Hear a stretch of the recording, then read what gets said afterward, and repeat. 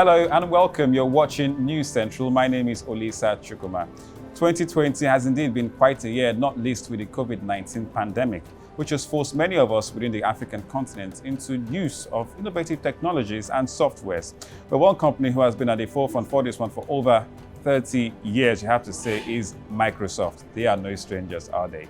And today I'm joined by the country manager in Nigeria and Ghana, Mr. Akin Banuso. He will tell us all about Microsoft Africa and innovations for the country and the continent now and beyond, especially with this pandemic. Welcome to the show, sir. Thank you. All right, let's start first for Microsoft. It's no stranger to the African continent, but as the country manager, Nigeria and Ghana, which is the West African region, what would you say has been the milestones of over 3 decades of operations within the continent? So, thank you for the question. Microsoft in Africa has created a unique organization called For Africa, where we have invested and partnered with local organizations to develop skills, to develop talent, and to help incubate startups. So there's been huge impact where you'll find some well-known companies that have grown up, having been supported when they were really small by Microsoft. And these are African startups, which makes me feel very proud of the impact actually of Microsoft. And then another thing that I would look at, which for me is very dear to my heart, is skilling. In the area of education, we have also been able to do a lot of support for companies, for governments. We have graduated over thousands now through our various interventions, working with United Nations, working with our For Africa again. So we have something called Interns for Africa, where we train interns for a couple of months who will then go out and work with our partners. So we recruit them and they go into partner space. So we give them life skills, we give them technical skills. And that's been going very, very well. So a lot of impact. Now, from your experience in the field within this African region, what would you say has been the major challenge in terms of the digitalization of Africa from a Microsoft point of view? From a Microsoft perspective, and I think it will be a generic industry perspective as well. Okay. The key challenges to digitalization always start with the skills, having the right skills to be able to do it. We have talent, no doubt, in Africa, but skill is a different thing, So we have the talent, skills is one. Then having the right framework, so right enabling environment to allow digitalization to occur. So when I say that, you need to have supportive government regulations, supportive infrastructure, so that you can digitize any simple process. If I want to go check what time, or if I want to check on a government service, I want to see who owns the title on a piece of land that I'm interested in. I should be able to go online and pay the government for that, right? But that in itself requires an enormous amount of things on the back end. That is the data and the access to that data. So the land registry, the people who will make the payments, the legal team, and that needs to be available. Plus, even when the data is available, the infrastructure needs to be in place so that I can access it even if I wake up in the middle of the night and that's when I want to do it. I should be able to do it, right? I don't have to call someone's office. So these are the things that are holding us back at the moment, but also I see them as the opportunities for Africa. So where in Africa did you experience, did you notice or monitor or signal that kind of upturn with less disruptions due to the pandemic and what came with it? So definitely we saw this in the largest markets in Africa. We had it in South Africa, Nigeria, Egypt. Those are the largest economies by far. We saw it in Kenya. We've seen it in Ghana. We had been talking to the Ghanaian government prior to what, about what they spoke about calling e-government. So the full government being digitized. And simply when the pandemic came around, it was easier for them just to start adopting by ministries, by agencies, They are looking at, not just digitizing single agencies, but a whole government. So ministries, all of the education, and that is already telling on their efficiency as a nation. Yeah. Well, tell us more about, cloud software adoption, because you mentioned that about, cloud software with governments and agencies. Has it been, quite receptive, or is it been punctuated by challenges along the way within the African regions that, under your perspectives? Yeah, so, as you know, I form part of a leadership team for what within Microsoft we call MCC, the multi-country cluster, which covers about 65 countries, ranging from Levant, so Lebanon, Jordan, all the way down to Mauritius, Nigeria, Ghana, Egypt. My focus is Nigeria and Ghana, but I'm part of that leadership team. And what we've seen is that, of course, as we start to look at cloud adoption, there are localized challenges with regards to regulation, so regulatory control, the need sometimes to be consistent in terms of how you handle data, so data privacy. And the beauty is that because Microsoft has been doing this, working with governments for decades, we've developed our systems in such a manner that allows us to guarantee the privacy and to comply with that. What we've also seen across Africa is is that when you start to look at cloud software, choice is important. People want choice. Why is that?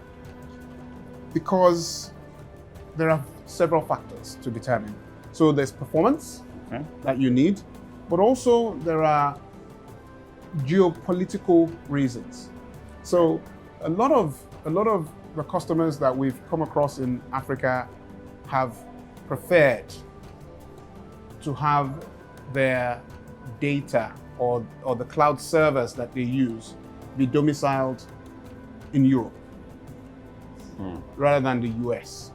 So in Europe, there's a European-wide GDPR regulations, so General Data Protection Regulations, which mandates how people's data is handled, looked after, and they don't have such mechanisms for the African region. And we now see the African countries creating their copies of that. So Kenya is doing the same. Nigeria now has the NDPR, which is about to go through the second reading, I believe. And we're seeing it we've seen in South Africa. So this is very important. And having that choice then gives customers the option to say, okay, when I pick a service, I want to be working from this jurisdiction so that covers me. That's the legal jurisdiction where, if I had to do anything, those are the laws under which, so the laws of my country and the laws of wherever I'm using the service from is what it matters. So at this point in time, Microsoft has 54 regions globally, and we call a region any data center where we have, a major data center where we have services running out of. So we have them across the US, across Asia. We're now slowly, we're lighting up two in Middle East. We've lit up in South Africa. And at the rate at which we're going and at the rate at which, the adoption is increasing in Africa, we're hopeful that we will be able to have the economics to allow us to light up something in sub-Saharan Africa as well. And it brings me back to the sub-Saharan Africa, because as a country manager for Nigeria and Ghana, these are two, in terms of profile, Africa's one big economy, huge population, rising, middle class and, spending power. Ghana, almost like a culture center, if you may, with Nigeria, also has that. So, what would you say is the unique, selling points for these regions, these two countries, for Microsoft, as it were? From my perspective, if you look at, and you've touched on it already, these two cousins, because Nigeria and Ghana are cousins. And I like the way you put that, cousins. These two cousins. Maybe not in football. Yeah, but cousins always they bicker, right? So these two cousins, they are, I would say, culturally similar. The language is the same. So if I were to give you an example of a service that we spun up with a partner just 2 years ago, right? A partner of ours, Tech Experts, came in with our support to set up a support engine for Microsoft globally. So we started off with about 200 engineers that we trained. So this is a lovely story. And we're from these two countries. And just pulling young people from locally, just pulling young people, skill them up, and then put them out to support Microsoft customers globally. So the experts, they're not picking up the phone and saying, "Can I help you?" No, they are at the end of the line when people have tried to help, and it now goes to the experts. So the experts are solving long-term issues. So you could be working with the FBI today, you could be working with United States Navy tomorrow, you could be working with the London Stock Exchange the day after. And it's at that level that they're working on because they're experts in their particular fields. And we skill them up, right? So Tech Experts is taking these people and they've gone from 200 in just over 2 years to over 1,000 that they're hiring locally here. Wow. And they're growing. They want to go over 2,000, right? So this is the attraction.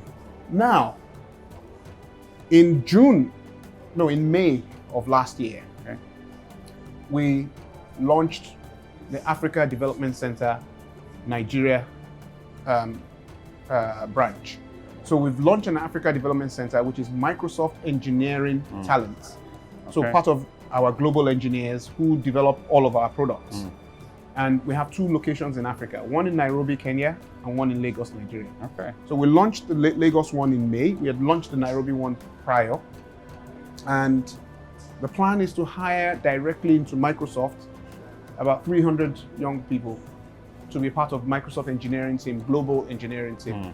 And the reason for that is that we understand that even though we hire locally engineers once or twice, a few a year, and we take them to Seattle, our headquarters, it's not the same as hiring a set of engineers who live and breathe in Africa, who can give input into our products and say, here are the challenges that we see on a daily basis. And here are the solutions. And here are the solutions, for example. And that's what we're building. So weaving ourselves into the culture and understanding what's going on. So it's a multi-pronged approach. So projections from Microsoft Africa, not just from Nigeria, Ghana, but the region as it were, projections beyond where we are right now after such a hit, which from your perspective didn't really have so much of disruptions. It had a lot of disruptions, but it's just being prepared and being able to actually ride the disruptions. So it's having that innate and inherent capacity for overcoming disruption. So we're in a space where disruption is normal.